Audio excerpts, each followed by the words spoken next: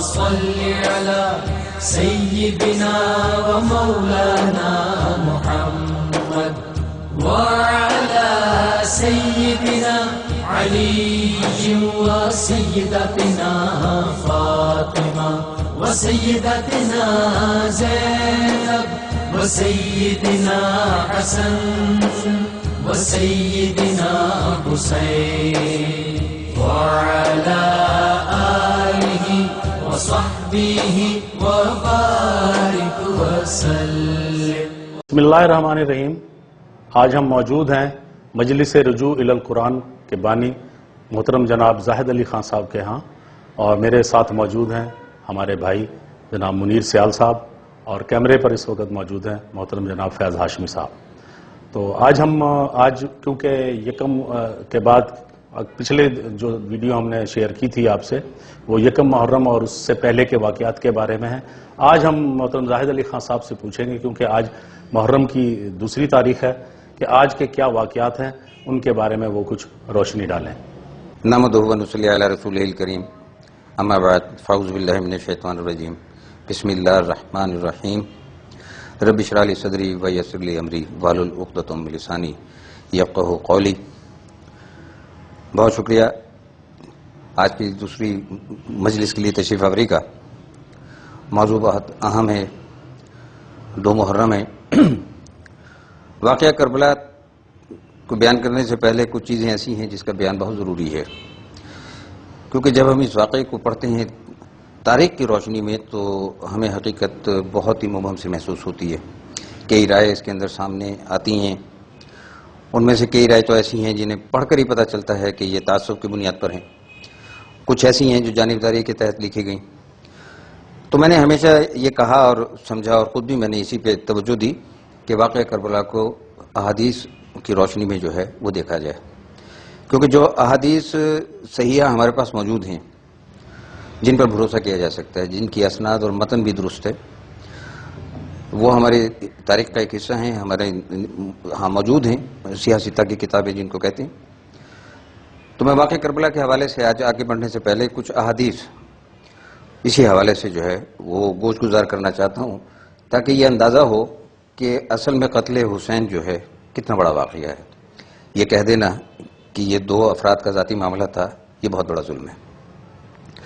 نہ یہ اقتدار کی جنگ تھی میری رائے میں، بلکہ بہت بڑے بڑے مفسرین اور محدثین اور فقہا کی رائے کے اندر اگر امام حسین اس وقت کی قربانی نہ دیتے تو آج اسلام کی یہ شکل موجود ہی نہ ہوتی. انہوں نے جان دے کر جو ہے اسلام کو بچایا، اور ہمیں اس واقعے کو اسی روشنی میں دیکھنا بھی ہے. تو وہ شعر ہے کہ اسلام زندہ ہوتا ہے ہر کربلا کے بعد، تو اسی پس منظر میں ہے. کیونکہ کوئی بھی شخص جو جنگ کرنے کے لیے نکل رہا ہے، اور وہ بھی امام حسین رضی اللہ عنہ جیسے شخصیت جو سوارے دوش رسول ہیں، وہ اپنی بیوی بچوں اور معصوم شیرخوار بچوں کو لے کر جنگ کے لیے نکلیں گے. عقل تسلیم نہیں کرتی.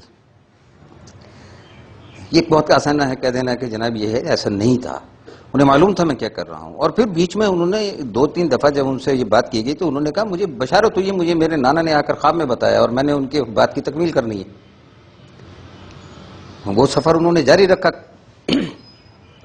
تو یہاں بخاری کہ باب الفتن کا میں ذکر کروں گا، اسے پڑھنا بھی چاہیے لوگوں کو. اس میں 2-4 حدیثیں صرف حوالے کے طور پر پیش کرنا چاہ رہا ہوں کہ جو آج ہم جو حالات ہیں جن کے، اس کی پیشگوئی ہمارے پیارے نبی صلی اللہ علیہ وسلم 1400 سال پہلے فرما گئے تھے. بخاری کی 70-71 نمبر کی ایک حدیث ہے کہ جس نے ہم مسلمانوں پر ہتھیار اٹھایا وہ ہم میں سے نہیں.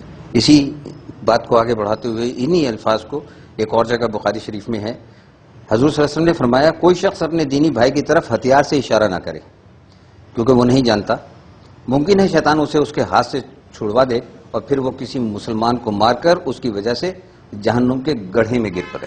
اب آپ ذرا آج کے حالات کو بھی دیکھ لیجیے، اس وقت بھی دیکھ لیجئے کہ مارنے والے کلمہ پڑھ کے مار رہے ہیں اور کلمہ گو کو مار رہے ہیں.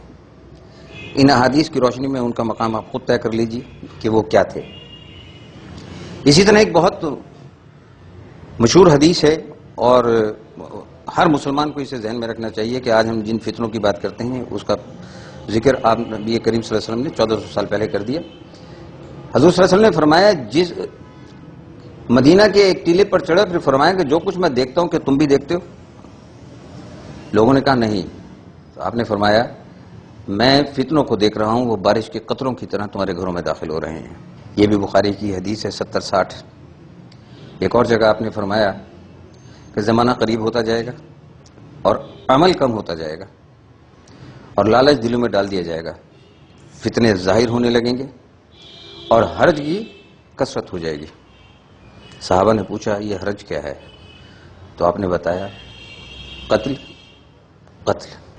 اور حضرت عمر سے لے کر اور بعد کے زمانے میں آپ نے دیکھا کہ مسلمان کو مسلمان نہیں مارا. یہ اس طرف اشارہ تھا. اب میں نے پچھلے نشست میں گزارش کی تھی کہ مکہ جب آئے تو وہ 28 رجب تھی جب آپ پہنچے مدینہ سے مکہ پہنچے. 4 مہینے مکہ آپ نے قائم کیا، یعنی رجب، شعبان، شوال، ذیقات. اور یہاں بھی حالات مدینے والے ہو گئے کہ یزید نے واضح طور پر کہا کہ ہر صورت میں بیعت لینی ہے. آپ بیعت کرنے کو تیار نہیں تھے. مدینے سے نکلنے کی پاداش میں ولید بن عتبہ جو اس وقت مدینے کے گورنر تھے، اس کو بھی اس نے اپنے عہدے سے ہٹایا، لیکن اب کوئی فائدہ نہیں تھا. عمرو بن سعد کو ان کی جگہ پر مقرر کر دیا، وہ بھی یہ سب کچھ نہ کر سکے. لیکن حالات اتنے کشیدہ ہوئے کہ 28 رجب کو آپ مکہ سے کوفہ کے لیے نکل کھڑے ہوئے. یہاں روایت میں بہت ساری باتیں آتی ہیں کہ حضرت ابن عباس نے ان سے ملاقات کی، حضرت عبداللہ بن عمر نے ان سے ملاقات کی اور انہوں نے روکنے کی کوشش کی. تو ابن عباس رضی اللہ عنہ تو آپ کے عمزاد تھے، چچا زاد تھے. تو انہوں نے یہی کہا کہ بھی اگر جانا ہے تو پھر بچوں کو چھوڑ جائیں. تو انہوں نے کہا نہیں، میں جس کام کے لیے جا رہا ہوں میرے ساتھ میرے عیال کا ہونا بہت ضروری ہے. آپ نہیں رکے اور روانہ ہو گئے. کوفہ کے لوگوں کے بارے میں بہت ساری بدگمانیاں پائی جاتی ہیں. کوفی لا یوفی، یعنی کوفی وعدہ خلاف ہیں. کوفی کے ان دعوت ناموں پر ہی وہ جا رہے تھے کہ خطوط آئے ہیں. جب قریب پہنچے اور حالات کا پتہ چلا، کچھ لوگوں نے کہا نہیں جی وہ جنہوں نے آپ کو خطوط لکھے وہ اب آپ کے ساتھ نہیں ہیں. تو آپ نے پھر اپنے کزن مسلم بن عقیل رضی اللہ عنہ کو وہاں بھیجا کہ جائیے حالات کو دیکھیے. وہاں پہنچے تو صورتحال ذرا مختلف تھی. لوگوں نے آپ کے ہاتھ پہ بہت زبردست انداز میں بیعت کرنا شروع کر دی، رجسٹر میں درج ہونا شروع ہو گئی. یہ جب حالات عبید اللہ بن زیاد جو کوفہ کا گورنر تھا اس تک پہنچے تو اس نے اسے روکنے کے لیے یہ کیا کہ وہ خود ہی کوفہ پہنچ گیا. بصرہ اور کوفہ کا وہ گورنر تھا. اور ابن زیاد کے بارے میں آپ جانتے ہیں کہ جو بہت ساری چیزیں حضرت معاویہ کے بارے میں کہی جا سکتی ہیں کہ انہوں نے کہ اس میں سے ایک ابن زیاد بھی ہے کہ جنہیں انہوں نے اپنے خاندان میں شامل کیا. میں اس موضوع پہ نہیں جاتا، تلخ موضوع ہے، لوگوں کو پسند بھی نہیں آئے گا، لیکن یہ ابن زیاد ہی ہے جو کوفہ اور بصرہ کا گورنر ہے.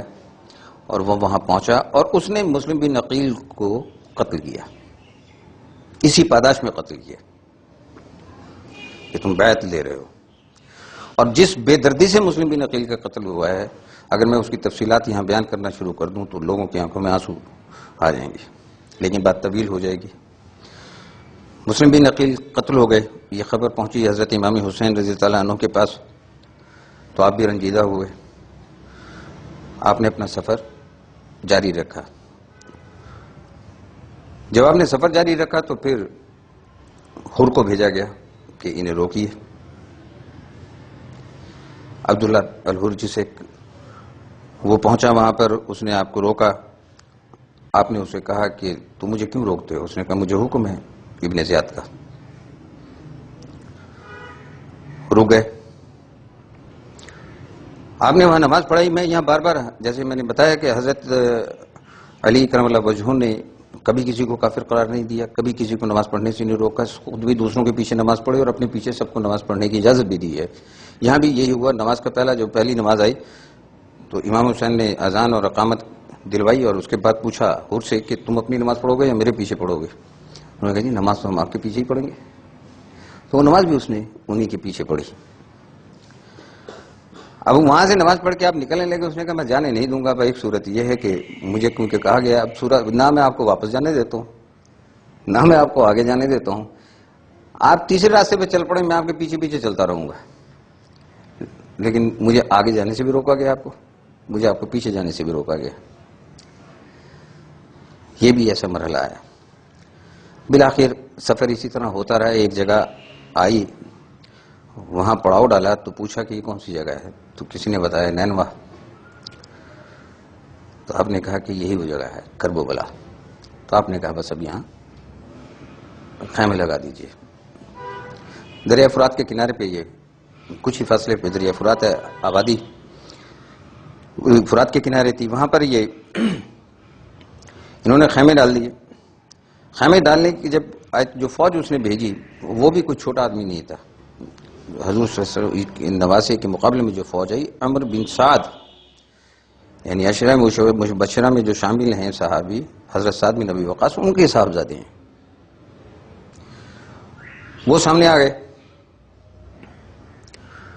وقت آ گیا کربلا میں, اب آمنے سامنے فوجی بھی آمنے سامنے ہیں. وہاں گفتگو جو بیان کی جاتی ہے میں اس پر اتنا زیادہ بھروسہ نہیں کرتا کہ تاریخ کے اندر جو ہے وہ ملاوٹ زیادہ ہے میرے نزدیک. کیونکہ جو شخص قربانی دینے کے لیے گیا ہے وہ مکالمہ نہیں کرتا, اور اس طرح کے مکالمے وہاں پر ہیں کہ مجھے واپس جانے دو اور میں یا یہ کر لو یا وہ کر لو وہ کر لو. آپ نے ایسا کچھ نہیں کیا. یہ میری رائے ہے, اور میری رائے بنی ہے بہت سارے لوگوں کی تحریریں پڑھنے کے بعد, کتابیں پڑھنے کے بعد. بہت ساری کتابیں ایسی بھی ہیں جس میں یہ کہا گیا کہ ایسا واقعہ ہے جس کو جو ہے آپ قوم جو ہے, عوام جو ہے, وہ اس پر اپنا دماغ نہ کھپائے. جس عوام کے لیے یہ قربانی دی گئی اگر وہ اس پر اپنا دماغ نہ کھپائے تو پھر فائدہ کیا ہے. قریش صاحب اور منیر صاحب, کربلا کے وہ دن جو ابتدائی 2-3 دن ہیں وہ کس قدر مشکل ہیں, اور بعد کی تو مشکلات بڑھتی چلی گئیں.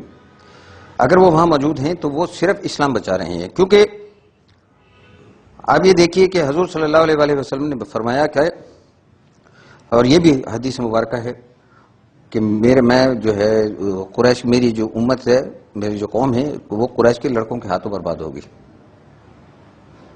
یہ حدیث مبارکہ ہے.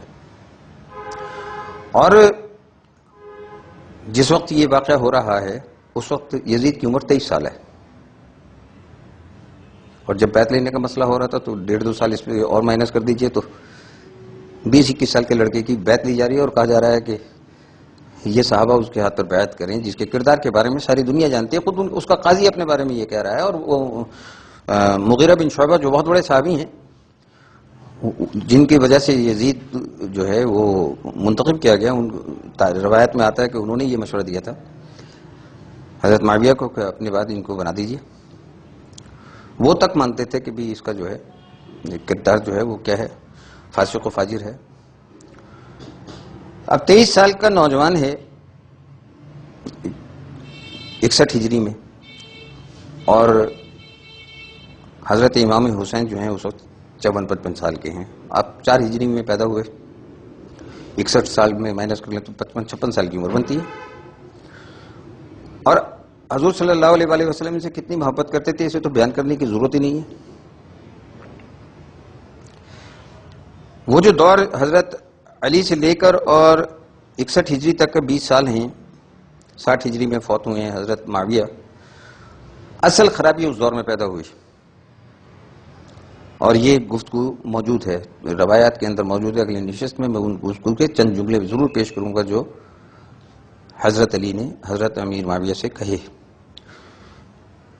اگر اس دور کی ہم تاریخ دیکھتے ہیں تو یہ حدیثیں جو آج میں نے ابھی آپ کو پیش کی کہ قتل اور قتل ہر جو بڑھ جائے گا, یہ وہاں سے شروع ہو چکا.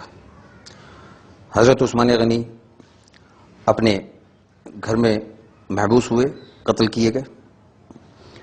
حضرت امیر معاویہ کا یہ کہنا تھا کہ حضرت علی کے ساتھ جو ان کا اختلاف تھا وہ یہ تھا کہ بھی یا تو یہ قاتل میرے حوالے کر دیجئے یا آپ ان سے قصاص لیجئے. حضرت علی کہا کرتے تھے کہ میرے ہاتھ پر بیعت کیجئے, مجھے مضبوط کیجئے, یہ اتنا آسان کام نہیں ہے کہ میں ان کو لے آؤں. آپ بیعت کیجئے, مدعی کوئی بنے, میری عدالت میں کیس ہے اور پھر میں اس کا فیصلہ بھی کروں. لیکن اس بات کو نہیں تسلیم کیا.